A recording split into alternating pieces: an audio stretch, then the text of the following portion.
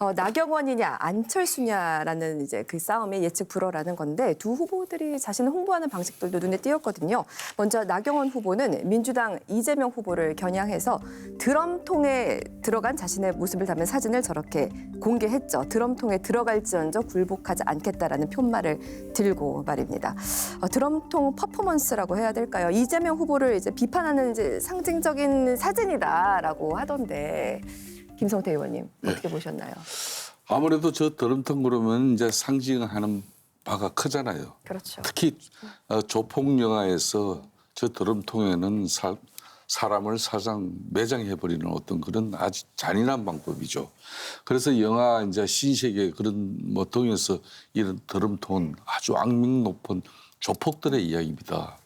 왜 이제 나경원 후보가 저 드럼통 안에 들어가지고 한 거? 이거는 이제 그만큼 앞으로 아까 우리가 정치 보복 이슈를 다뤘습니다만 이재명 대표 우리 김병욱 의원께서는 뭐 정치 보복 민생 경제 뭐 지금 미국 트럼프 관세 문제 때문에 정치 보복에 뭐 관심이 없을 거다 그랬지만 이미 제시해 버렸어요. 이미 검찰 같은 경우도 공소청, 네. 기소청 이렇게 분리해 버리겠다. 그리고 이제 뭐 공수처 기능 강화하고 인력 충원시켜가지고 사실상 검찰을 갖다 거의 그냥 뭐 기소청 정도로서의 이렇게 전락시켜 버리는 이런 것도 일종의 정치 보복이에요. 그 외에도 지금 이제 그동안 이제 뭐 특히 국민의힘 이쪽에 이제 정치적 보복에 대한 여러 가지 지금 낭설들이 벌써 나오고 있어요. 저는 그런 측면에서 나경원 대표가 저렇게 드럼통 저렇게 퍼포먼스를 보인 것은 그만큼 이재명 대표가 정치적으로 위험한 그런 인사다. 이걸 강조한 것이고 상대적으로 이제 아무래도 이번에 이제 내일 모레 화요일 날 네 명을 추인인데 그렇죠. 네. 뭐 홍준표, 한동훈, 이제 김문수 이 세 사람은 거의 기정사실로 이제 안정적으로. 올라갈 것이고 안정적으로 한 명 이제 누가 이제 마지막 티켓을 탈 것이냐. 그게 이제 나경원 안철수인데 그런 측면에서 이제 나경원 후보가 아주 적극적인 공세를 펴고 있죠. 네. 그러니까 이게 이제 4강에 드는 이 결정은 100% 국민 여론이에요. 그런 퍼포먼스가 이제 과연 국민들에게 어떻게 어필될지. 그리고 안철수 의원 같은 경우는 지금 현재 탄핵 이 자체를 우리가 수용하면서 자정 노력 이런 부분에 대한 빼저린 우리들의 성찰 네. 이런 부분에 메시지를 아주 강하고 내고 있기 때문에 상당히 비교되는 겁니다. 네, 네, 제가 알겠습니다. 만일에 그 4명이 뽑힌 다음에 그다음에 2명 뽑고 최종 뽑는 룰은 50대 50 아닙니까? 예, 마지막에는 50인데 그러니까 4명에서 2명 가고 2명에서 최종 가는 건 이제 50대 50이고 1차에서만 지금 100% 여론조사거든요. 예. 그러니까 만일에 당원 투표가 50% 있었다면 전 나경원 후보가 무조건 유리했을 거라고 봅니다. 근데 이제 100%라는 건 물론 100% 민심은 아니고 국민의힘 지지층과 무당층을 가지고 합니다.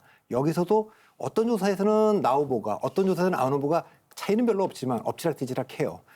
근데 이제 만일에 국민의힘 지지층이 전략적 투표를 한다면 이 어차피 4명 올라가서 지금 여기서 순위는 중요하지 않다. 누가 1등 하든 2등 하든 중요하지 않은데 적어도 윤 대통령 탄핵 찬성파와 반대파가 2대2 정도는 있어야 되는 거 아니냐. 네. 그리고 윤 대통령 대 윤석열 대통령 대 이재명의 구도로는 지니까 윤석열 대통령으로부터 좀 멀어져야겠다고 해서 안철수 후보가 뭐 김문수, 홍준표, 나경원은 정강훈당에 가라. 뭐 이렇게까지 얘기를 했는데 그 점을 받아들인다면 안철수 후보도 가능성이 있고 일반적으로는 그래도 이 당의 지금 그 국민의힘 지지층과 무당층만 가지고 했을 때는 안철수 후보가 아무래도 약세일 수밖에 없고. 네. 그 전략적으로 판단하는 100%로 한다는 1차에서는 그거하고 국민의힘 지지층의 전략적 선택이 중요할 것 같습니다. 네, 알겠습니다. 안철수 후보 이야기도 해보겠습니다.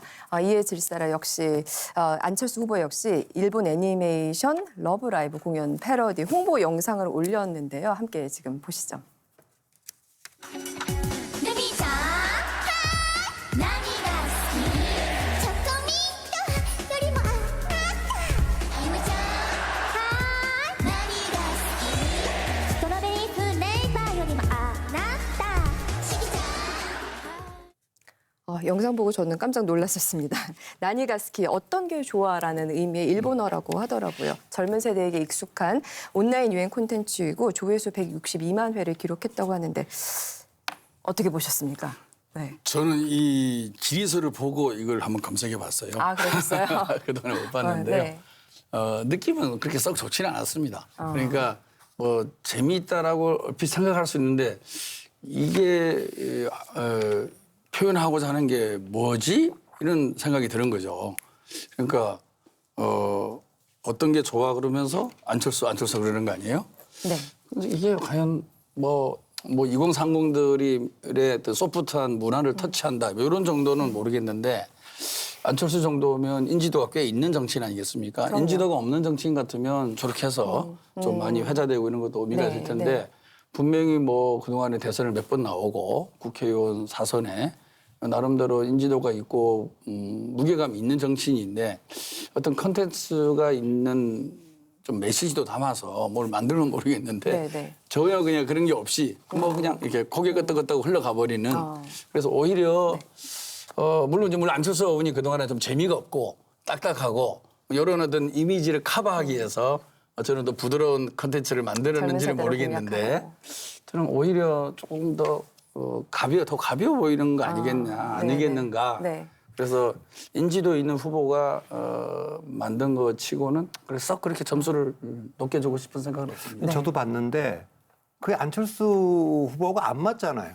그러니까 지금 이게 비상계엄이고 탄핵이고 그래서 지금 국가의 최고 기관들이 전부 다 리더십 위기를 맡고 있는 그러고 대통령 지금 뽑는 선거 아닙니까?